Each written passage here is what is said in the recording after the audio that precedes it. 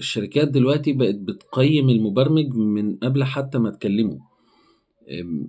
الشركة طالبة مبرمج معيّن developer معيّن في وظيفة معيّنة، بيقدّم المبرمج على الشركة دي بيبدأ يقيّمك من قبل ما يكلّمك خالص، مش هو اللي بيعمله، ده الAI بقى هو اللي بيعمل ده.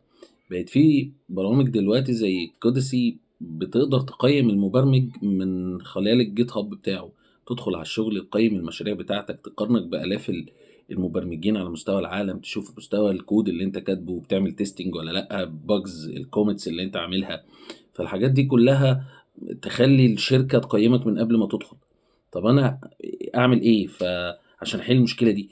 رقم 1 خلّي الكود بتاعك نضيف جدًا، الcommits بتاعتك على الGitHub واضحة، في documentation، المشاريع اللي أنت حاططها فعلًا مشاريع قوية، كل ده بيرفع الترتيب بتاعك على في البرامج اللي زي دي. تابعنا في Code First Academy يوصلك كل جديد. سلام عليكم.